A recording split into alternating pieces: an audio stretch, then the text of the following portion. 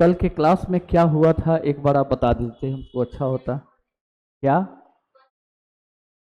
Vector clear हो गया था?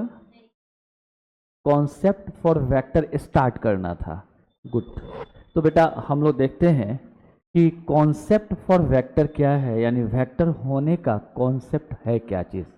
एक्चुअल में वेक्टर होने का क्या कॉन्सेप्ट है, यानी वेक्टर की यानी सदिश की जो परिभाषा हम जानते हैं, वह परिभाषा आखिर बनती कैसे है। अगर हम उसको नहीं जान पाए कि वह होता क्यों है, तो फिर तो रटना हो गया। रटने से क्या फ़ायदा, उस पर आने वाले जो भी स्टेटमेंट पैराग्राफ होंगे वो तो आपसे नहीं बनेंगे। इसलिए क्वेश्चन का हर पहलू देखना जरूरी होता है, और हर पहलू को देखने के लिए आपका थियरी का पार्ट अच्छा होता है। तो आज का हमारा हेडिंग हो गया कॉन्सेप्ट फॉर वेक्टर। आज का हेडिंग हो गया कॉन्सेप्ट फॉर वेक्टर। यही हेडिंग हो गया हमारा कॉन्सेप्ट फॉर वेक्टर, यानी सदिश के लिए, सदिश को परिभाषित करने के लिए, सदिश के लिए समझ। जरा उस समझ को हम लोग देखते हैं। देखो विद्यार्थी, रेसनिक एंड हैलिडे की एक बुक आती है, क्लास 11th और क्लास 12th, अलग अलग एक एक पार्ट में आती है, ठीक है ना, वाइली पब्लिकेशन से आती है। तो विस्थापन की तरह जो भी राशियां व्यवहार करती हैं, हम उन्हीं राशियों को सदिश राशि कहते हैं। स्पष्ट लिखा है कि quantities that behave like displacement are called vector. तो पहले हम आपको ये बता दें कि कॉन्सेप्ट क्या हुआ वेक्टर को डिफाइन करने का, कि वेक्टर कहता है कि हम वो हैं जो विस्थापन की तरह व्यवहार करते हैं। इसका अर्थ हो गया कि विस्थापन का जो बिहेवियर है, विस्थापन के जो व्यवहार हैं, उनके जो गुण हैं, आचार व्यवहार है, वही हमें वेक्टर की परिभाषा को देगा। तो आप स्टार्ट करिए, आप लिखिएगा quantities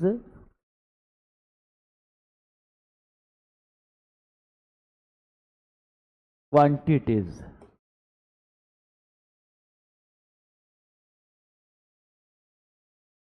that behave like displacement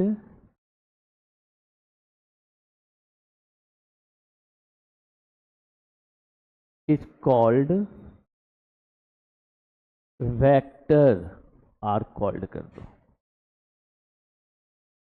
quantities है यहाँ पे, आर कॉल्ड वेक्टर।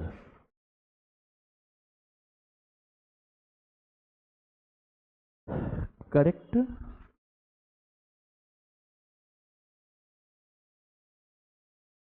लिखो हिंदी में, वे राशियां, नोट करते चलो सब, quantities that behave like displacement are called vectors. वे राशियां जो विस्थापन की तरह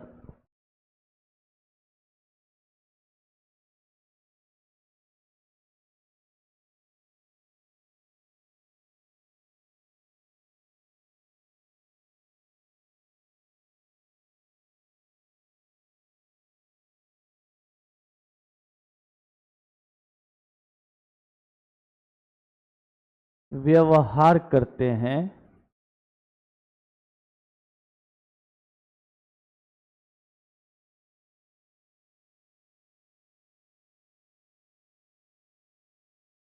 सदिश कहलाते हैं। वे राशियां जो विस्थापन की तरह व्यवहार करते हैं सदिश कहलाते हैं। अब हम तो पहले जानेंगे ना कि सदिश का व्यवहार क्या है, बिहेवियर है क्या। तो हमारा अब जानकारी लेना जरूरी है, यानी हमारा अगला टॉपिक ये होगा बिहेवियर ऑफ डिस्प्लेसमेंट। लिखिए अब जाने हम कि उसका क्या क्या बिहेवियर है, तो हेडिंग दे दिया जाए बिहेवियर्स ऑफ डिस्प्लेसमेंट।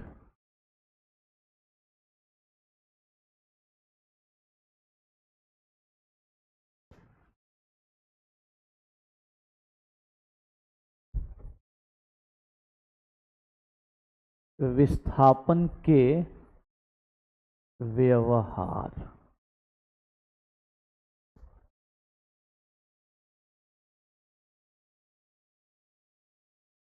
देखेंगे हम लोग विस्थापन के व्यवहार हैं क्या।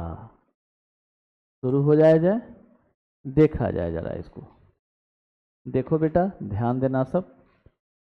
तुम लोग को विस्थापन कल बता दिया गया था, इसके जस्ट पहले वाले क्लास में दूरी और विस्थापन का ही फर्क बताया गया, लिखा दिया गया था विस्थापन के बारे में डिटेल। विस्थापन क्या होता है? प्रारंभिक और अंतिम बिंदुओं के बीच खींची गई सरल रेखा होती है, या प्रारंभिक और अंतिम बिंदुओं के बीच की सबसे छोटी दूरी होती है, जो काल्पनिक भी हो सकती है और वास्तविक भी हो सकती है। अब विस्थापन चाहे काल्पनिक हो या विस्थापन वास्तविक हो, हर हाल में वह एक सरल रेखा ही है जिसकी दिशा किधर से किधर, प्रारंभ जहां करता है उधर से शुरू होगी और अंत की तरह होगी, यानी प्रारंभिक बिंदु से अंतिम बिंदु की तरफ उसकी दिशा होती है। स्पष्ट है? कोई डाउट नहीं है इसमें, या है आपको? नहीं है। तो अब यहाँ पर आपके पास एक कॉन्सेप्ट आ तो गया, विस्थापन का बिहेवियर क्या चीज है? विस्थापन के पास मैग्नीट्यूड है, यानी इसके पास परिमाण तो है। करेक्ट। विस्थापन के पास, ऐसे लिखें ज्यादा बेटर है, इट हैज, नहीं काटना सब, लिखा होगा तो रहने दो, इट हैज मैग्नीट्यूड। ये बात हम लोगों का क्लियर हो गया है कि विस्थापन के पास परिमाण है, यानी इसे परिमाण होता है, या इसके पास परिमाण है, इसे परिमाण है। करेक्ट। नेक्स्ट, इसके पास निश्चित दिशा भी है, तो नोट कर सकते हैं आप लोग, इट हैज सर्टेन डायरेक्शन। इसके पास निश्चित दिशा भी है, तो लिखेंगे इट हैज सर्टेन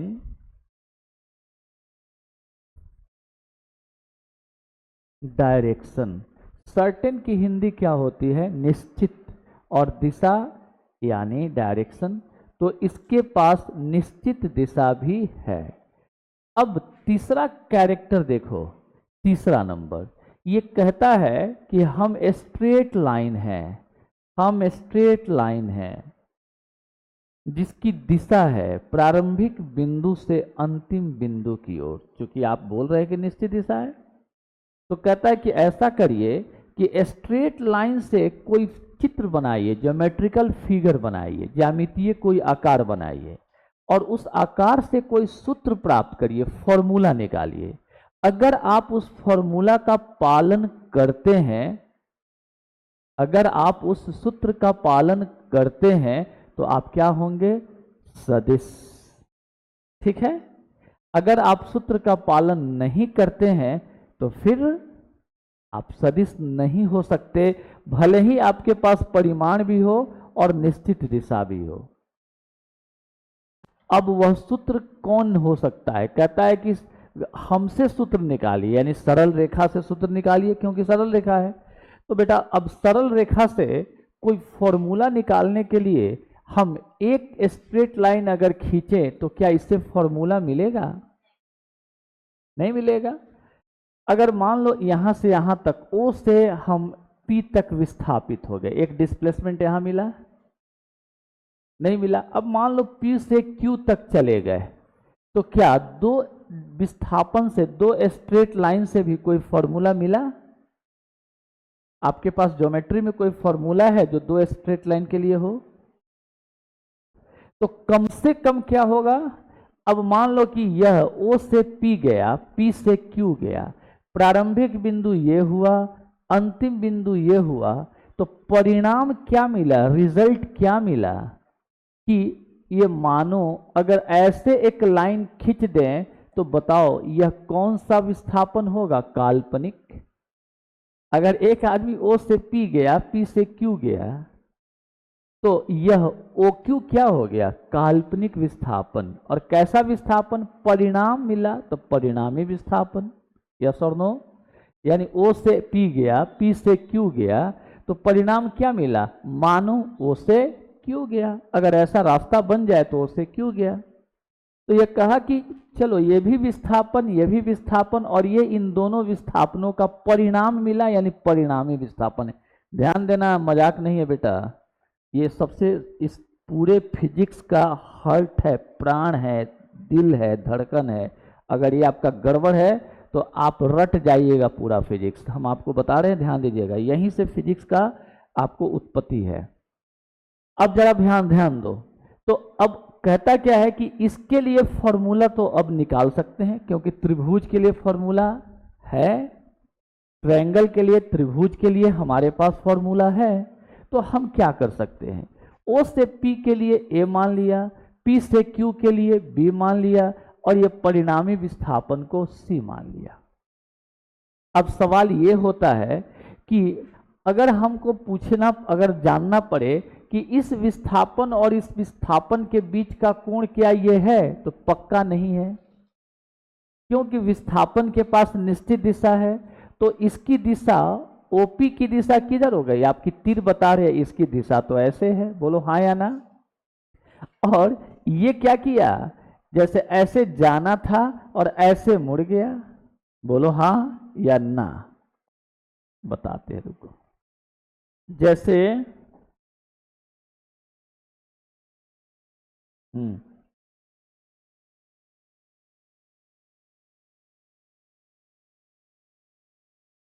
ये इसको जाना था ऐसे, बोलो जाना कैसे था इसको, ऐसे, लेकिन अब क्या किया, ये ऐसे मुड़ गया। तो देखते चलो कितना कोण से मुड़ रहा है, ये वाला एंगल से। ये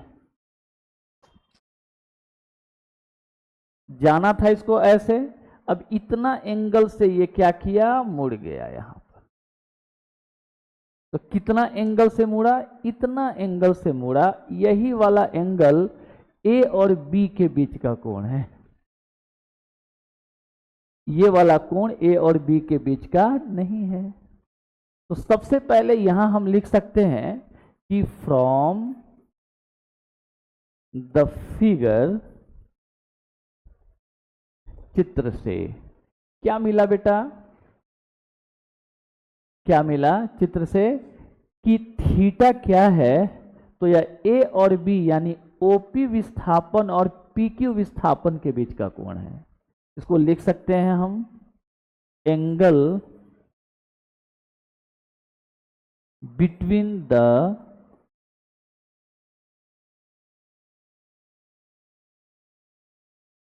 डिस्प्लेसमेंट्स OP एंड, बोलो तो PQ।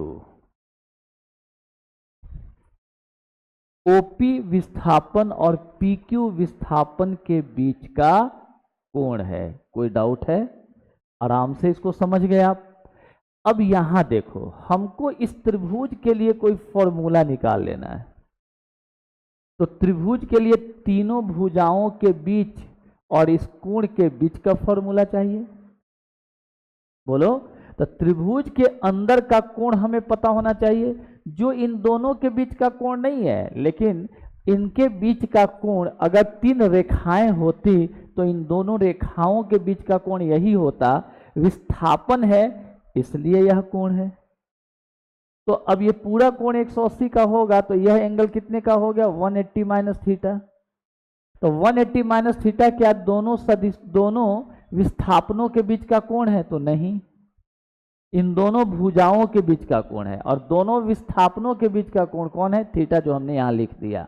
थोड़ा ध्यान देना पड़ेगा बेटा, इतना ही छोटा सा फर्क सोचो कितना बड़ा असर डाल देगा। अगर तुम नहीं ध्यान दिए, ऐसे ही त्रिभुज मिलेगा, फट से वही एंगल रखोगे, आंसर गलत हो जाएगा।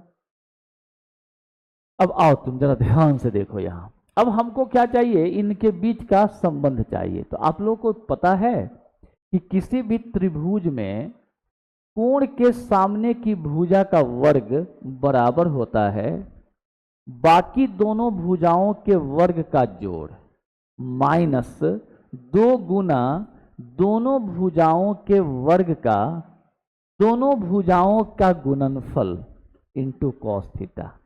थीटा जहां दोनों के बीच का कोण होता। आप लोग जानते हैं इस बात को, क्लास 9th का चीज है तो अच्छी बात नहीं है, जानना चाहिए था, लेकिन कोई बात नहीं, हम थोड़ा सा बता देते हैं। आपको इनर बोर्ड इसमें कहीं दिख रहा है आपको? Section eraser cleaner ruler shape मेनू में देखो सब। तो इनर बोर्ड कहीं दिखा है इसमें? अभी तक ला करके लगाया नहीं हमारा लिस्ट।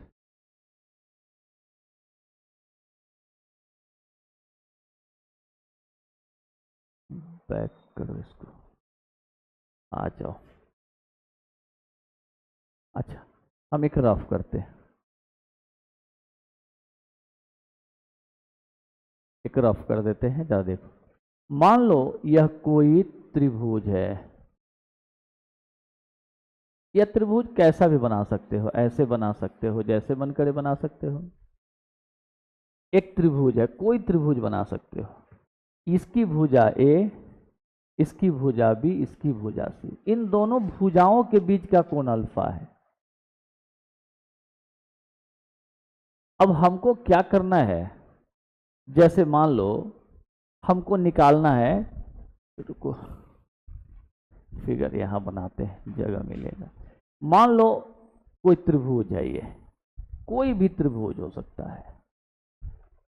यह इसकी भुजा ए, ये बी और ये सी है। आप बदल भी सकते हैं नाम। ये पूरी दूरी क्या है, बी। माना ये एंगल अल्फा है, आप कोई भी एंगल यूज कर सकते हैं। अब आप सोचिए जरा सा, हमको इनके बीच का रिलेशन निकालना है। तो हम एक काम करते हैं, हमारे पास समकोण त्रिभुज के लिए ही संबंध होता है। तो हम यहां से एक लंब डाल दें, जैसे इसको ओ, इसको ए, इसको बी, और यहां से एक लंब डाल दिया और इसका नाम एम मान लिया। अगर ये दूरी x है बेटा, तो तुम बताओ एक समकोण त्रिभुज है ये? तो पहला स्टेप, इस समकोण त्रिभुज में अगर आप cos अल्फा लेंगे तो यह आधार बटा कर्ण होगा, x बटा ए होगा या नहीं? बोलो, जोर से बोलना सब। यहां से x का मान कितना हो जाएगा, तिरछा गुना करोगे तो a इंटू कॉस अल्फा बनेगा। यस यस और नो? यस। अब आ जाओ, ये पूरा है c, तो यहां से यहां तक का ये भुजा कितने का हो जाएगा, बोलो? c माइनस एक्स हो जाएगा। चलो, हमने इसको x माना और इसको y मान लिया। अब अगर दूसरा नंबर, अगर हम साइन अल्फा निकाल लें तो क्या हो जाएगा बेटा, लंब बटा कर्ण यानी y बटा ए। अब ये क्या हो गया बताना तो? इंप्लाइज दैट y बराबर तो a इंटू साइन अल्फा। बोलो हाँ या ना? क्लियर हो गया? अब तुम यहां से देखो, तुम्हारे पास एक संबंध हो गया। अब अगर तुम लिखते हो x square plus y square बराबर ए स्क्वायर हो जाएगा, हो जाएगा कि नहीं? तो यहां से लिखे हम x square plus y square is equal to a square, equation number 1। फिर लिखे सी माइनस एक्स का होल स्क्वायर जोड़ वाई स्क्वायर बराबर बी स्क्वायर। लिखे सी माइनस एक्स का whole square plus y square बराबर बी स्क्वायर। ऐसे लिखे ए माइनस बी का होल स्क्वायर तो c square plus x square minus 2c into x. क्या लिखे बोलो? अब बताओ, प्लस वाई स्क्वायर बराबर बी स्क्वायर लिखा जाए। यहां से अब वैल्यू डालो, c square plus x square, a square cos square alpha, a square cos square alpha minus 2c into x a cos alpha plus y square, तो a sine alpha square करेंगे तो a square sine square alpha बराबर b square. अब आप यहां देखिए तो c square plus a square common ले लोगे तो a square cos square alpha plus a square sine alpha alpha है, तो यहां बच जाएगा cos square alpha plus sine square alpha, हाँ या ना, minus 2c a cos alpha is b square. इसका वैल्यू कितना हो गया 1, तो therefore c square plus a square minus 2 into c into a into cos alpha is equal to b square. अब formula देख दो बेटा, यानी फॉर्मूला कैसे समझोगे। अब एंगल के सामने की भुजा बी है तो बी स्क्वायर बराबर शेष दोनों भुजाओं के वर्ग का योग सी square plus a square minus 2 into दोनों भुजाओं का गुणनफल इंटू कॉस वह एंगल जिसके सामने की भुजा का स्क्वायर का फॉर्मूला निकाल रहे हैं। आसान हो गया। अब इस पर प्रैक्टिस कर लो, अभी तुम निकालते थोड़े रहोगे, 8वां 9वां का चीज है ये। अब इस पर प्रैक्टिस कर लो। जैसे मान लो कोई भी त्रिभुज है, ये त्रिभुज हो गया। अब ये एंगल अल्फा है, ये एंगल बीटा है, ये एंगल गामा है मान लिया।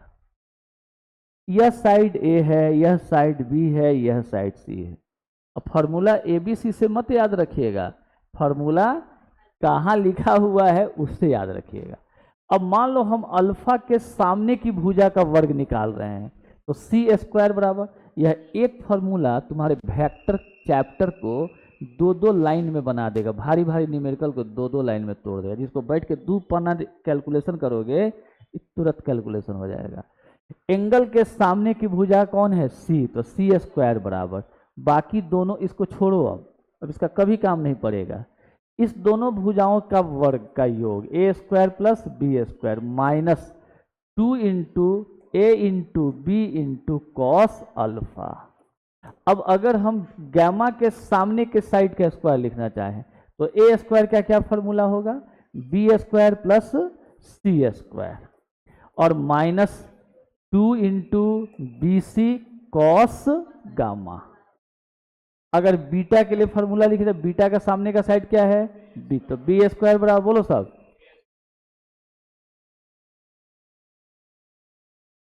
इंटू कॉस बीटा हो गया। अब आपके सामने, अब आप आ जाइए, कहां पर थे, यहां पर थे।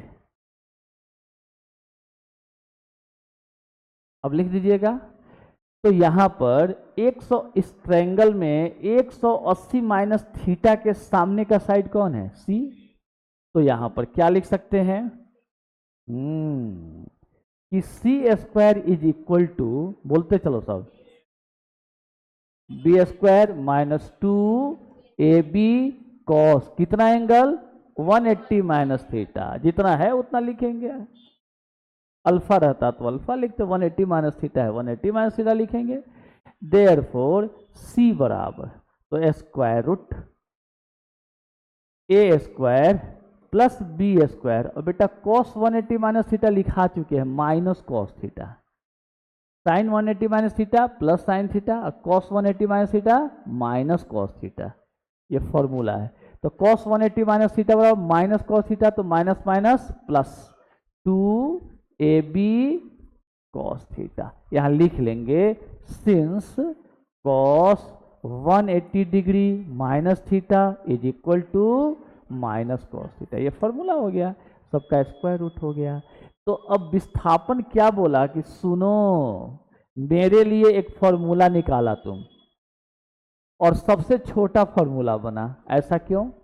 क्योंकि तुम 3 भुजा से कम में कोई फॉर्मूला निकाल ही नहीं सकता था, समझ गया ना।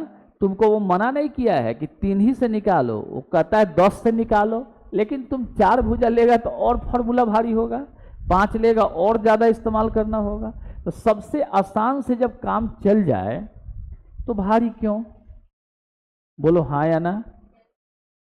अब जैसे टेंट लगता है, जाड़े के दिनों में टेंट लगता है, शादी विवाह होती है, टेंट लगता है, तो बांस का टेंट लगा देता है, समझ गया। अब अगर टेंट लगाने के लिए ये पुल जो बन रहा है, टेंट लगाने के लिए 5 दिन के लिए अगर कोई पिलर ढलवाए और उस पर टेंट लगाए, 10 गो पिलर ढलवा के टेंट लगवाए, तो इसका अर्थ क्या होगा? ऐसा थोड़े टेंट नहीं लगेगा, टेंट तो लग ही जाएगा, लेकिन आपका स्क्रू ढीला है ये पता चल जाएगा, क्योंकि 10 दिन के बाद फिर आपको तोड़वाना पड़ेगा उसको। खर्च देखिए कितना लगा। बात वही है। तो ऐसा नहीं है कि वेक्टर का डेफिनेशन बनाने के लिए जैसे हम बोलते हैं त्रिभुज के नियम का पालन करता है, तो ऐसा नहीं कि पंचभुज के नियम का पालन करता है, अगर छोड़ दें लिख दें तो गलत हो जाएगा। लेकिन मामला क्या होगा? वही वाला पिलर वाला टेंट या बांस वाला टेंट। बात है कि हमारा काम जब इसी से चल जाता है तो भारी चीजों की तरह जा करके पूरे फिजिक्स को पजल क्यों कर देना? क्लियर हो गया बात? समझ गए बात को? अब क्या कहा ये? सुनो, विस्थापन कहता है कि सुनो, मेरे पास परिमाण है, निश्चित दिशा भी है, और अब जरा ध्यान दो, ये परिणामी विस्थापन है। तो एक कहता है कि अगर कोण का मान बदलते चलोगे, अगर थीटा 0 करोगे तो कॉस 0 1 हो जाएगा, अगर थीटा 30 करोगे तो कॉस 30√3/2 हो जाएगा, और थीटा का मान बदलोगे तो कॉस थीटा बदलेगा, तो ये मान पूरा बदलते जाएगा, तो सी का मान भी तो बदलेगा। तो ये कहता है कि सुनो, ये हम दोनों के बीच का कोण ये थीटा है, और वही वाला थीटा यहां पर है। 180 माइनस थीटा नहीं है, 180 माइनस थीटा रखे तब फॉर्मूला में फिर थीटा में आ गया, तो वही वाला थीटा है। तो थीटा पर हम निर्भर करते हैं, यानी अगर हमारे बीच का एंगल बदल दोगे तो हमारा परिणामी भी बदल जाएगा। तो ये क्या कहा कि हमारे पास परिमाण है, हमारे पास निश्चित दिशा है, और हम कोण पर निर्भर करते हैं, एंगल पर निर्भर करते हैं। और एंगल पर निर्भर करते हैं, यह कहां से मिला? तो त्रिभुज का नियम कहलाएगा। त्रिभुज से फॉर्मूला मिला तो इसको बोलेंगे त्रिभुज का नियम। तो त्रिभुज के नियम से मिल गया।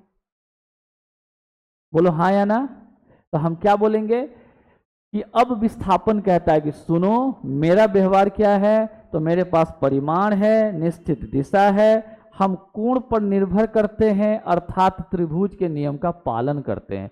अगर जिस राशि के पास यह तीनों व्यवहार होगा, तीनों गुण होगा, तभी वो सदिश होगा अथवा नहीं होगा, क्योंकि सदिश उसे कहते हैं जो मेरी तरह यानी विस्थापन की तरह व्यवहार करता है।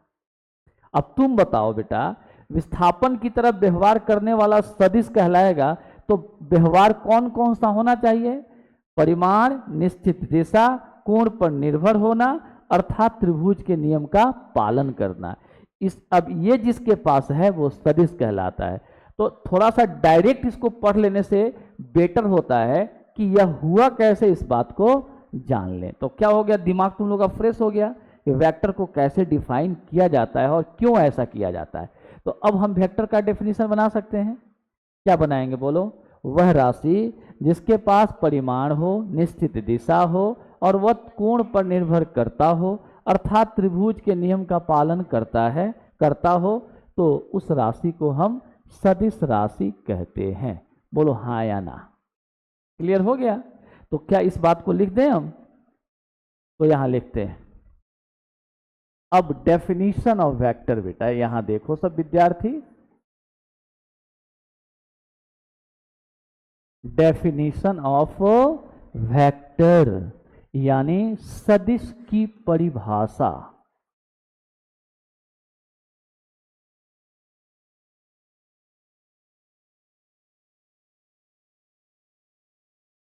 सदिश की परिभाषा देखो,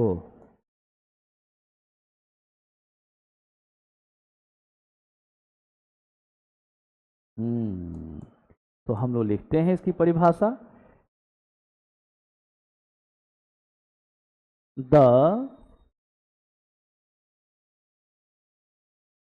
quantity having both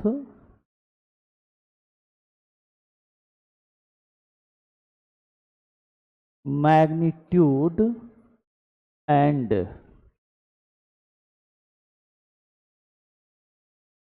certain direction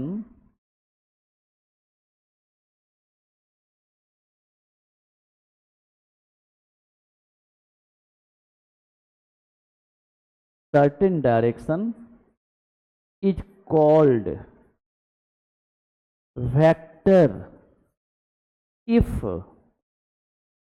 it depends upon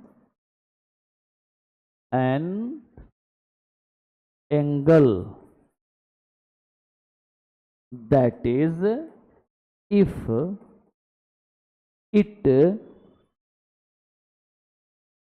follows the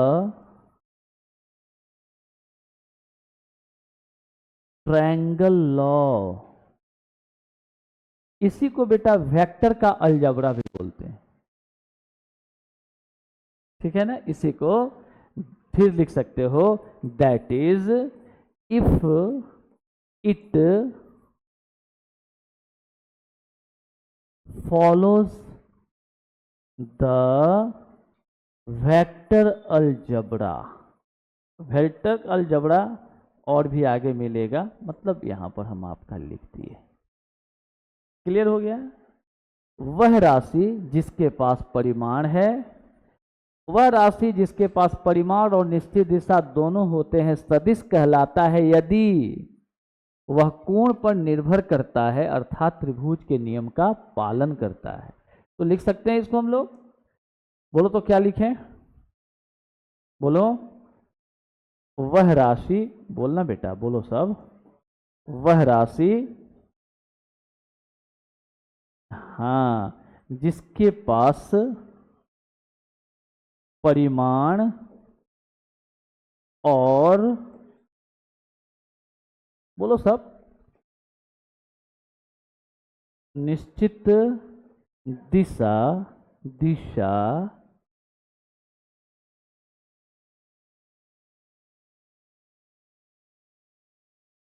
दोनों होते हैं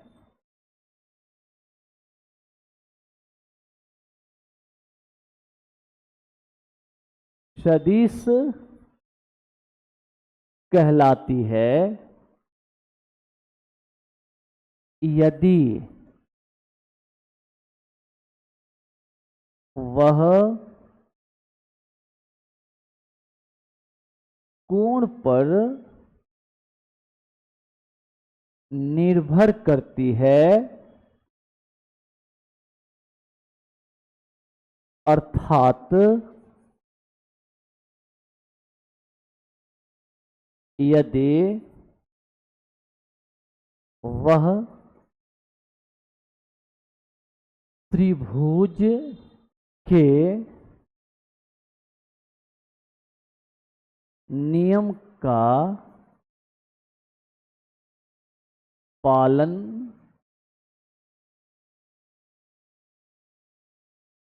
करती है। डन।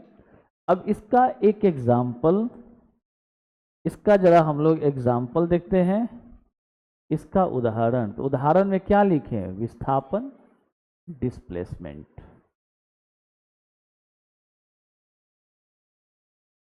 यानी विस्थापन। अब देखो बेटा, सदिश होने के अनेक उदाहरण, अनेक अप्रोच, अनेक तरीका में से एक तरीका, प्रमुख तरीका यह है, और भी तरीका है सदिशों को पकड़ने का। विस्थापन की तरह व्यवहार करता है सदिश कहलाता है, विस्थापन तो सदिश है ही। बाकी जो होगा जैसे वेग, त्वरण, बल, संवेग, आवेग, एटसेट्रा एटसेट्रा, तो उसके पीछे का कारण कुछ और होता है, और भी होता है। तो हम लोग वहां पर पहुंचेंगे, फिर बताएंगे इसी चैप्टर में। विस्थापन ऐसे ऐसे करके एटसेट्रा पढ़ते, ईटीसी मत पढ़िएगा, गलती से भी नहीं पढ़िएगा, बीच में डॉट नहीं दीजिएगा, डॉट यहाँ दीजिएगा, बीच में दिए तो गए, आपको लिखा चुके थे।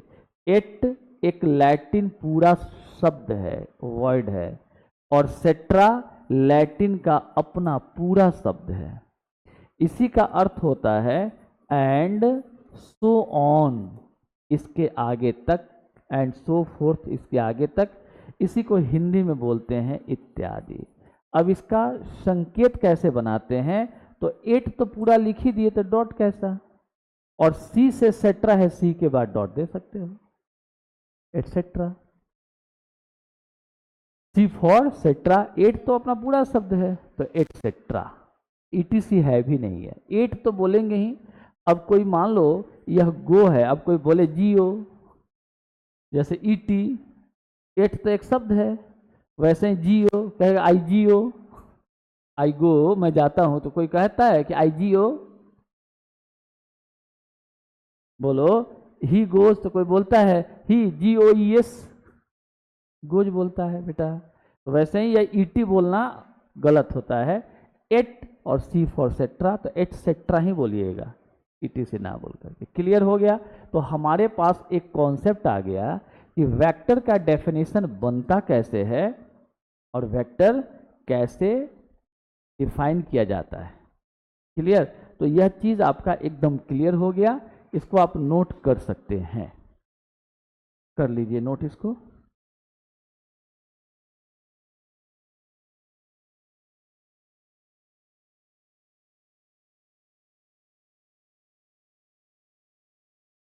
ये वाला नोट किए थे आप लोग, ये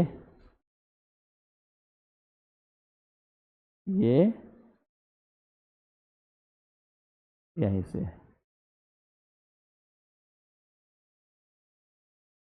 नोट कर लीजिए, और आज का क्लास यहीं पर रहने दीजिए, आपका टाइम हो